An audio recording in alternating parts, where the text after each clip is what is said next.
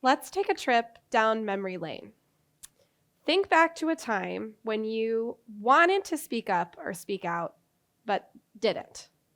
So maybe you were at a work meeting and your male colleague got credit for what your female colleague had just said minutes earlier. Or maybe you were out to lunch with friends and one of your friends made a joke that relied on stereotypes about Jewish families. Or maybe you were at a family party and one of your family members rolled their eyes when someone introduced their child's new name and pronouns.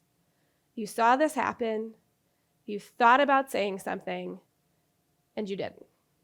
You let the moment pass and just slip away. Now, I'm not going to, but I'm sure if I did ask for a show of hands about how many people could think of a moment like this, everyone's hands would be up, myself included. We have all been there. We've all had these moments where we want to say something and we don't, where we want to do the right thing. I believe we are all people who want to be the kind of people who say things in these moments. We want to live out our values of kindness, respect, equity, inclusion, and yet sometimes we don't. So let's do a little experiment. I'm going to ask folks if you feel comfortable to go ahead and close your eyes and think back to that moment that you imagined when you wanted to say something but you didn't. Think back to right after that hurtful comment, question, gesture, or joke. And notice how you feel in your body. Notice your feet, your legs, your hips, torso, your chest, shoulders, your arms, your hands, your throat, your head. Notice the sensations in your body. Did your hands get tingly or sweaty? Did your throat go tight? Do you have butterflies in your stomach? This is fear. Open your eyes. Now, we're used to thinking of fear as an emotion that's reserved for truly terrifying experiences, like public speaking, or potentially life-threatening situations, nightmares, scary movies. But what I've come to learn through my years of experience as a facilitator supporting groups and communities and living out their values of equity and inclusion is that what usually gets in our way is fear. So what are we so afraid of? These are some of the thoughts that I've had in moments like this. Will others be angry that I've interrupted the flow of the conversation or the meeting? Will the person most impacted by the hurtful comment be upset that I jumped to their defense?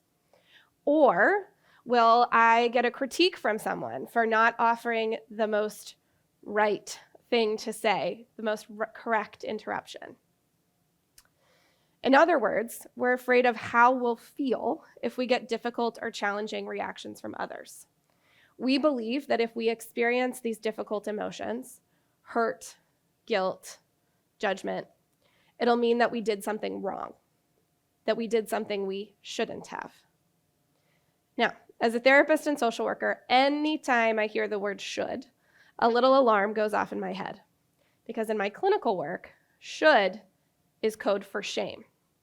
Or in other words, the belief that if we only did what we should, that we would be more lovable, worthy, or good, and that by doing what we shouldn't, we've become less lovable, worthy, or good. So, to summarize, in these moments, when we think about doing something, we are afraid that we'll get these negative reactions from other people. And if we get these negative reactions from other people, then we might feel bad. And if we feel bad, it'll mean that we did something wrong. And if we did something wrong, then it will mean that we might confirm our deepest fears that we are unlovable, unworthy, or not good enough. Wow, y'all, that can make the stakes for these little moments feel super high. It is going to feel really hard to say or do anything in these moments if we have our worthiness on the line every time. And so what do we do? How do we unfreeze? This isn't necessarily cognitive connections that we're making in the moment. We're not necessarily thinking this through. Much of this is caused by what we think of as what we call implicit memories, or the kinds of memories that are stored and retrieved through body sensations or emotion. So in these moments where we think about doing or saying something, our brain goes at lightning speed, taking us back to a time when we felt that before. Our body floods with that fear, right? And it's trying to protect us. It's trying to protect us from shame. Dr. Brené Brown is the world's leading expert on shame, and her many writings have much to teach us about how to find the courage to move through the fear associated with shame. She writes, "Courage is a heart word. The root of the word courage is cor, the Latin word for heart. And one of its earliest forms, the word courage meant to speak one's mind by telling all one's heart." So what does it mean in these moments we're talking about today to tell our hearts?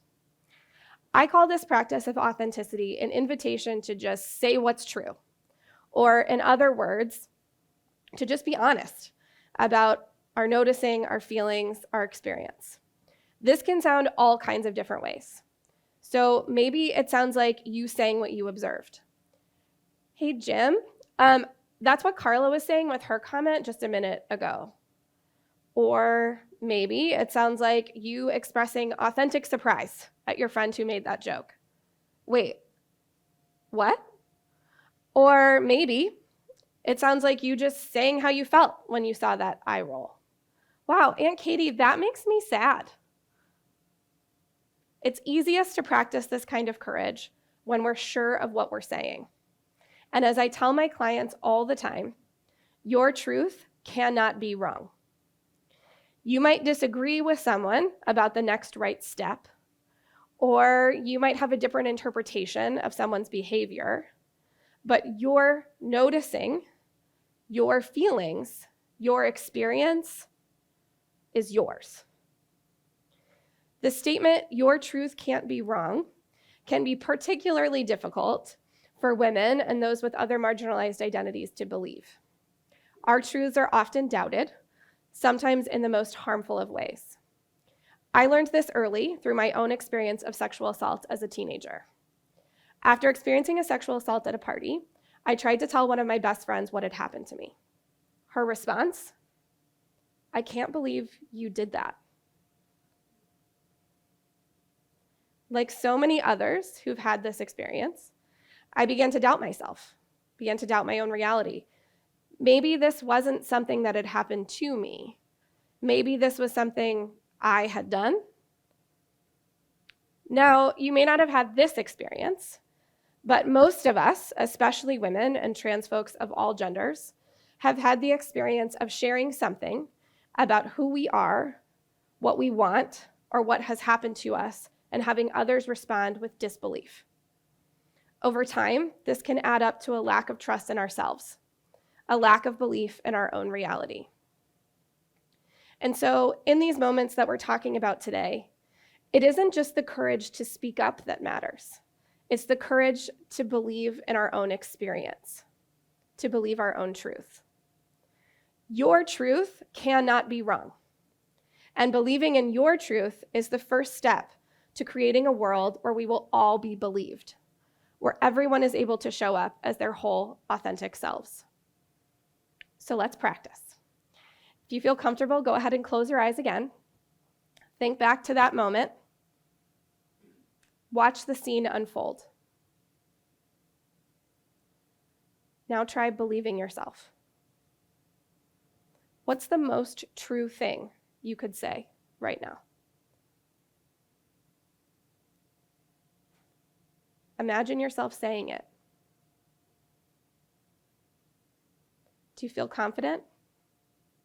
Does it feel true? Notice how you feel. This is bravery. Open your eyes. In my work with LGBTQ+ young people, I am constantly reminded of the power of speaking our own truths. Many of these young people practice this kind of everyday bravery just by getting up and getting dressed, using the bathroom at school, or writing their name on their paper. Their authenticity inspires me to keep speaking my own truth. And by speaking my truth, I create more space for them to live theirs. We all need to continue to speak our own truths. By speaking our truth, we create more space for others to live their truth, and we create safer, more compassionate communities where everyone is respected and valued for who they are. By changing how we show up, we can change our communities, and we can change the world.